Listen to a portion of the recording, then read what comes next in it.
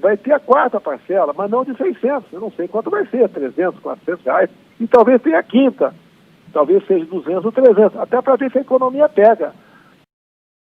Olá pessoal, desejo um final de semana abençoado para todos vocês e suas famílias. Vamos aqui a mais informações oficiais a respeito do auxílio emergencial de R$600 e aqui especificamente sobre a prorrogação do benefício. Ontem de noite, o presidente da República, Jair Messias Bolsonaro, foi entrevistado pelo programa Pingos nos Is da Rede Jovem Pan. No programa, Bolsonaro falou bastante da questão da intervenção ou não intervenção dele na Polícia Federal, mas falou de outros temas também, mas não é disso que nós vamos falar aqui, ok? Por quê? Porque na mesma entrevista o presidente foi provocado a falar sim de uma possível prorrogação do auxílio. E olha só o que ele respondeu, abre aspas. Conversei com o Paulo Guedes é o ministro da Economia, ok? Vamos ter que dar uma amortecida. Vai ter quarta parcela, mas não de 600. Não sei quanto vai ser, 300, 400 e talvez quinta. Talvez seja 300, 200, até para ver se a economia pega. Não podemos jogar para o espaço mais de 110 bilhões que foram gastos agora dessa forma. Isso vai impactar a nossa dívida no Tesouro. Na mesma entrevista, o presidente voltou a questionar a postura pouco prudente com a economia que alguns governadores e prefeitos decidiram tomar nos últimos meses. Ele lamentou os acontecimentos na economia devido aos efeitos causados pela crise e nesse ponto aqui específico ele completou. Vamos lá, abre aspas. O estrago que alguns fizeram precocemente, fechando tudo como se tivesse uma competição entre uma prefeitura e outra, e ainda segundo o presidente complementando, abre aspas, quem está mais preocupado de defender a vida de quem está lá dentro se esqueceu do segundo problema. É dois problemas para tratar. Há 60 dias venho falando disso daí. O problema da vida, que tem a ver com o vírus, e a questão da economia, que é com o emprego. Ignoraram, se referindo ele aí aos prefeitos e governadores.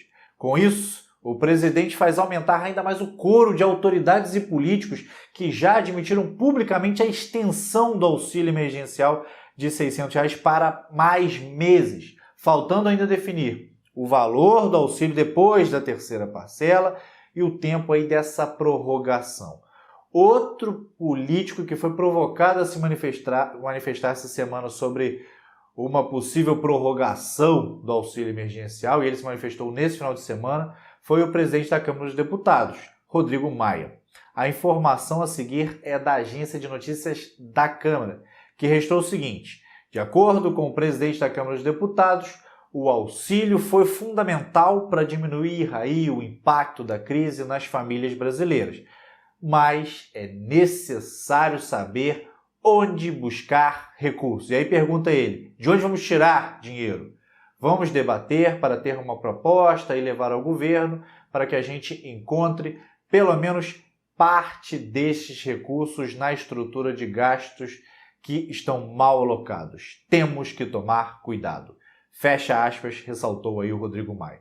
Vamos ouvir a seguir o trecho completo da reportagem publicada pela Rádio Câmara, ok? E na sequência vamos ouvir também o trecho da entrevista concedida pelo presidente Jair Bolsonaro à Jovem Pan, em que ele confirmou a prorrogação do auxílio. Antes de a gente escutar, peço apenas uma gentileza. Se você ainda não é inscrito aqui no nosso canal, inscreva-se, ative as notificações, deixe o seu like e coloque aqui embaixo desse vídeo nos comentários a sua opinião sincera a respeito aí dessa possível prorrogação, ok? Dito isso, vamos escutar. Vamos lá.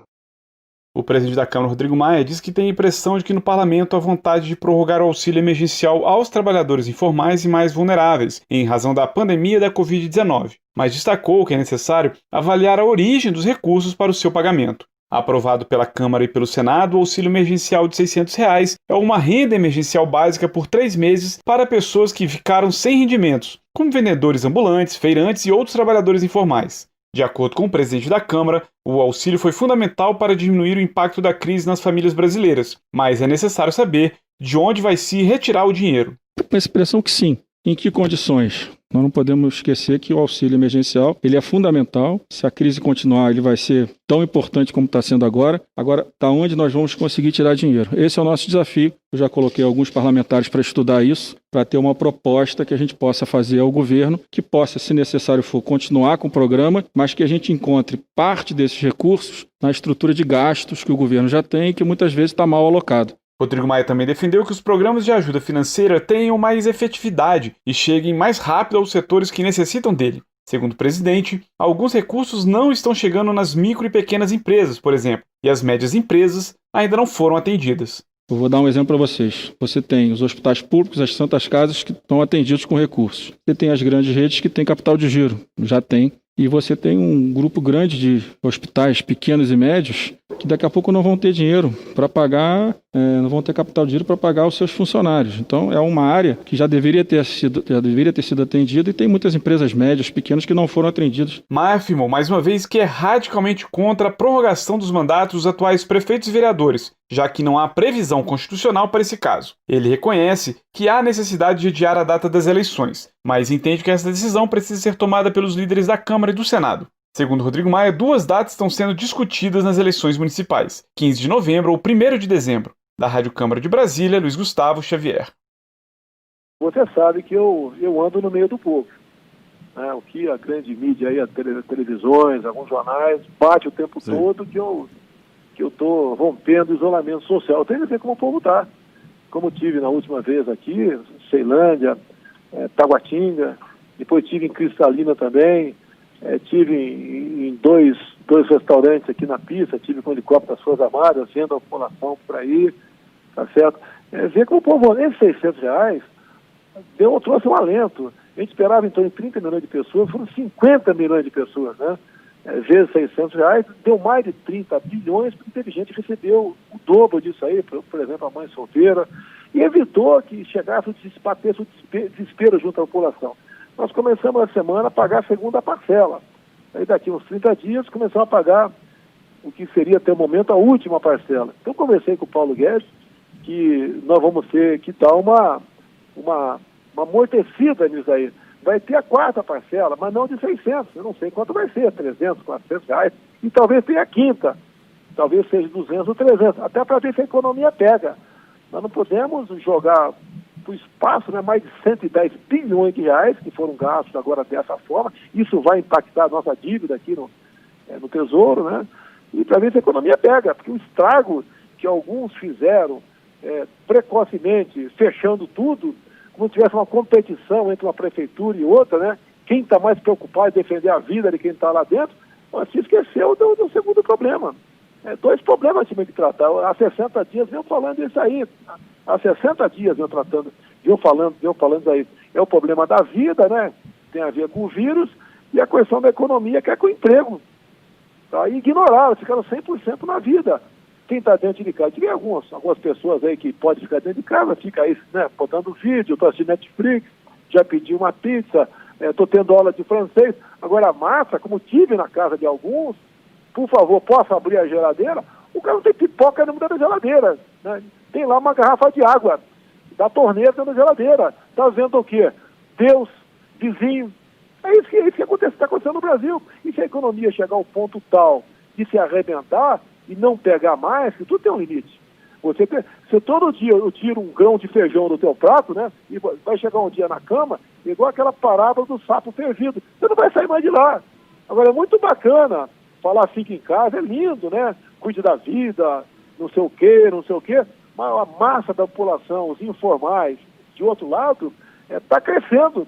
Está crescendo cada vez mais. Não sabemos onde podemos chegar. E daí, como eu sempre digo, né?